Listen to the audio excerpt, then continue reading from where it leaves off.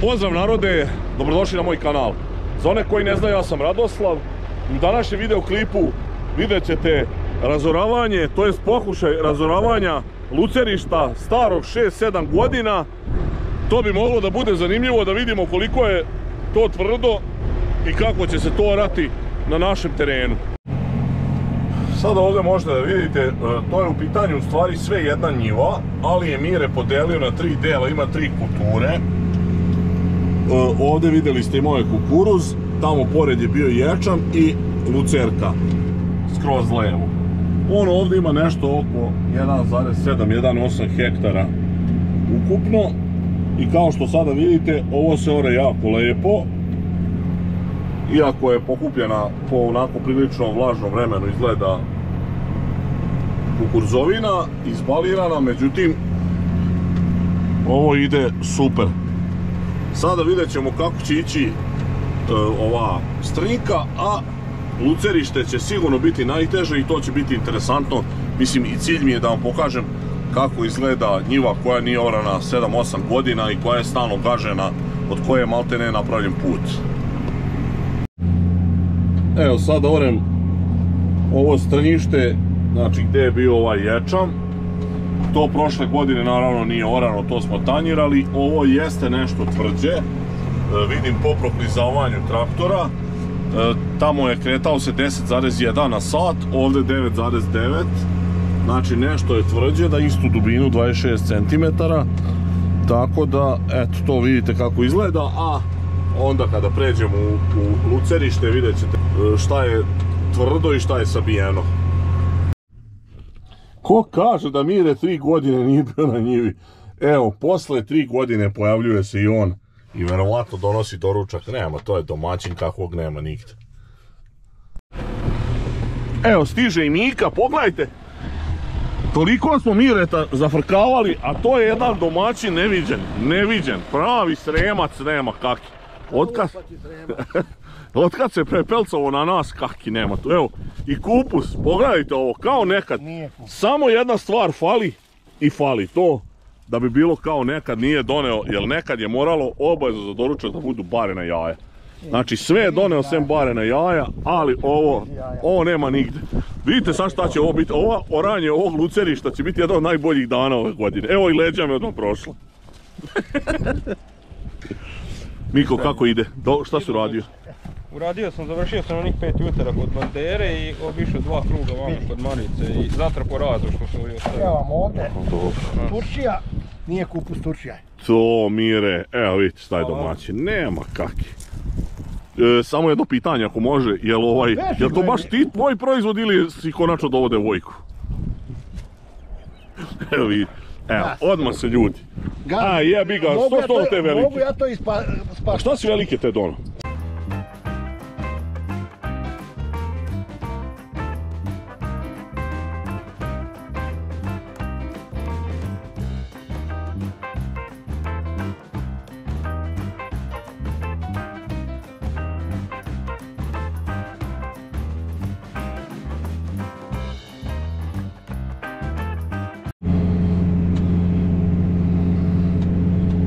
Evo, krećem. Zašto sam to htio da vam pokažem? U mom dosadašnjem iskustvu što se tiče našeg terena, najteže za oranje su uvijek bila repišta i lucerišta stara. Repišta naravno što se to ugazi tokom vađenja repe, a lucerišta, pošto se nekoliko godina ne oru, stalno se gazi, balira, kosi i napravi se, kako mi kažemo, beton. Sada ovdje ćemo da probamo, znači podešavanja sam ista namestio kao i ovo ovdje pored sve to Miretova njiva i ovo lucerište i ovo uzorano. Prvo je bilo kukurzovinište, drugo je bilo strnjište i sada ćemo pokušati da vidimo na ista podešavanja da li može traktor potpuno isto da vuči, da se ponaša. Evo sad ćemo probati, imamo 12 brzina i evo pogledajte. Na 26 cm ne može da se zaleti da napravi 1760 obrtaja. I to vam je dokaz koliko je ovo tvrđe i teže za oranje i automatski sam morao da prebacim u 11. brzinu gdje vuče bez problema, ali nekih 8,1 km na sat.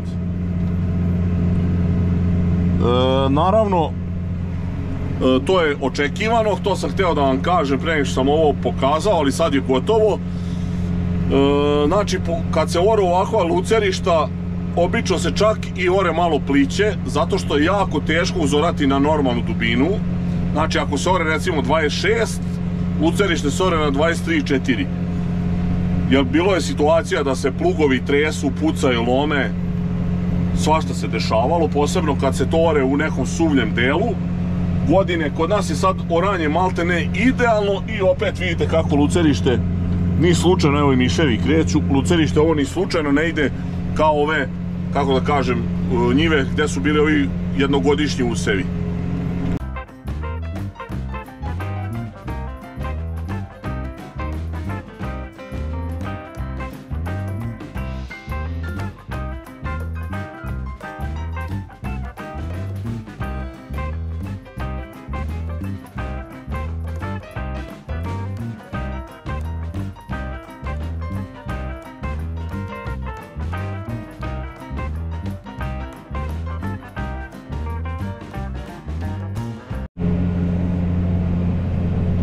Evo vidite kako to sad ovako na oko ne izgleda toliko loše, pošto je tu već bilo jako malo lucerke, to je većinom bila trava.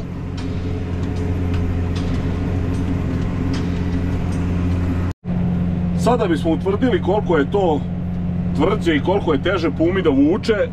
Ja ću sad pokušati ponovo da prebacim, znači namestio sam automatski ovaj gas na 1760 obrtaja.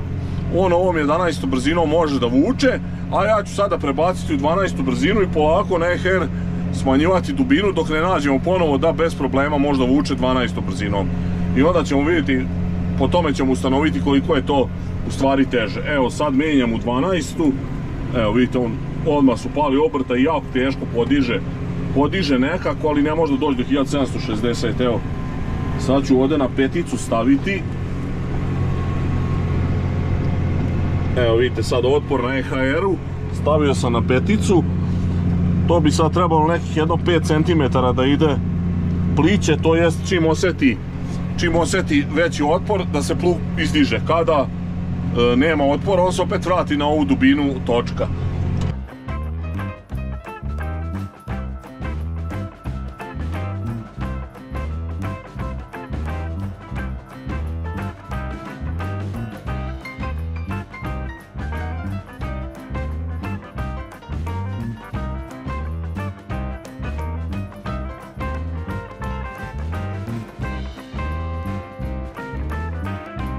Kao što verovatno vidite, točak landara dole nazad, znači ne ore na toj dubini koja je orao 11. ali ovo može da vuče. Tako da eto vidite, znači otprilike 5 cm razlika u dubini oranja da bi se postiglo ista brzina.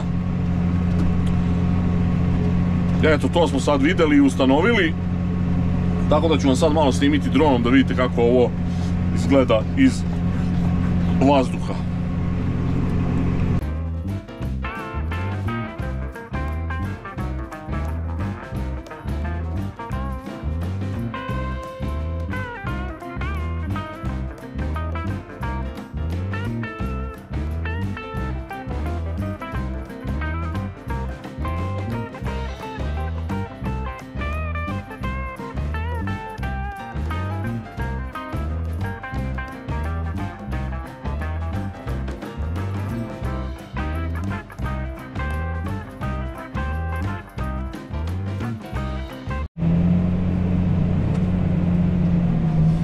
Za par minuta tu su se stvorile stotine ovih tičurina.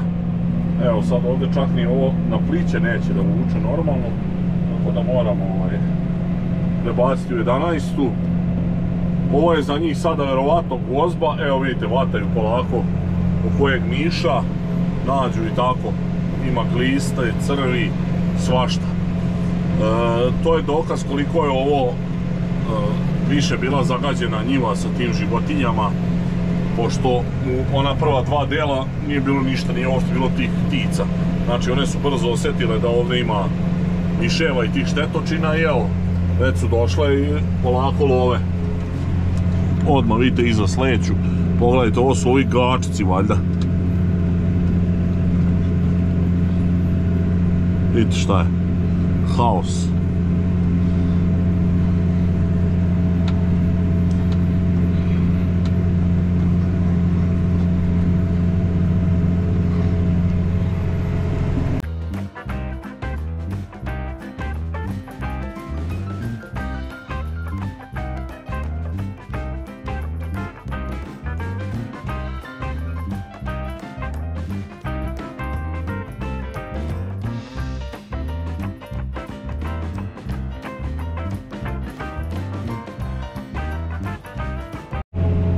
I još sam htio da kažem po čemu možete prepoznati, evo vidite sad ove žile, to su žile od lucerke, znači ukoliko njih ima tako malo kao sad ovo trči, jasno je da je lucerište bilo zamatorilo i da je lucerka izumrla, da se bila jako proredila.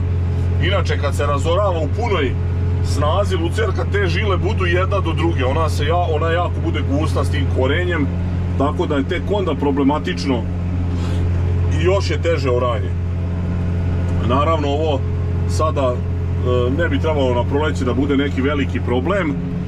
Obično lucerka zna da ponovo krene, jer taj njen koren je izuzetno, kako kažem, rizom je izuzetno otporan i on čim malo stoji u vlažnom, u proleće on ponovo kreće da tera mladice, mladu lucerište, kako da kažem, pravi iz tog korena, tako da bude problema, mora da se prska. Evo vidite sad ovdje ova 2-3 korena, to tako cijela njiva nekad bude lucerište kad je dobro. Naravno mora da se oprska u kukuruzu, pošto onda lucerka obično prilično izbije i ona je dosta i otporna i na hemiju, tako da mora da se ide sa punim dozama ozbiljnije hemije. Evo sad ovdje ima malo više ovog korenja, znači u ovom delu je bila malo bolja lucerka.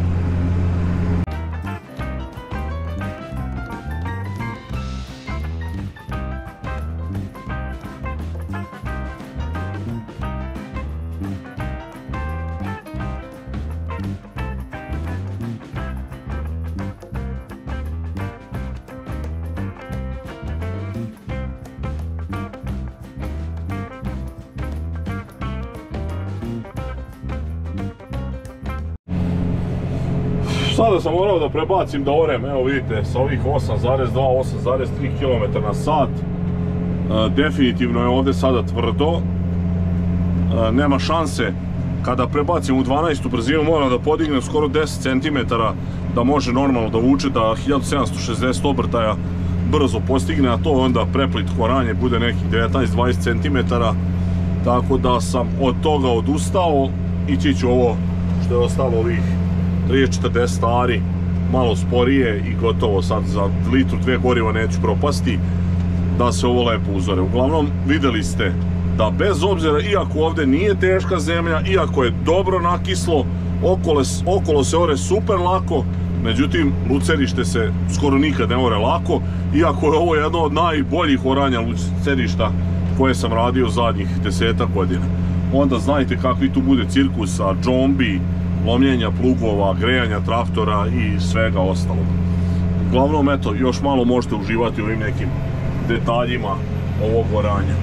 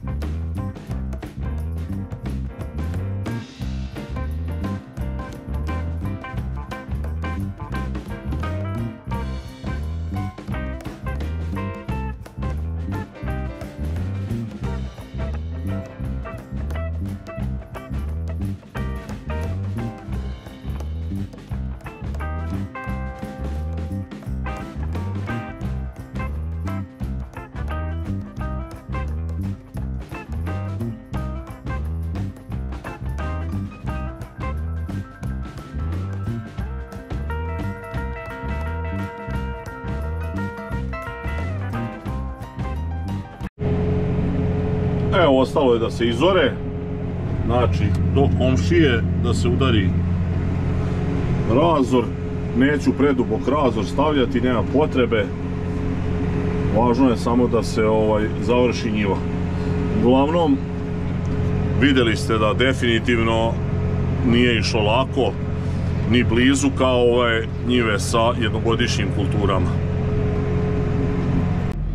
Završeno je, sad kad ovako od gore gledate, nema neke velike razlike između ove tri vrste preduseva, kako kaže, tri preduseva, tri vrste oranja. Međutim, bilo je razlike što se tiče traktora, sigurno je bilo težine vuče i što se tiče potrošnje. To sad nismo merili, ali to je takav neki subjektivni osjećaj koji ne verujem da vara. Uglavnom, toliko za ovaj video i za ovu njivu. Nadam se da je bilo zanimljivije da vidite i kod nas kada ima teških oranja. Hvala vam na gledanju. Ako do sad niste zapratili moj kanal, zapratite, obavezno ostavljajte lajkove, delite obavezno također moje video snimke. Nadam se sam rekao, ostavite komentare. Vidimo se u sljedećem klipu. Pozdrav!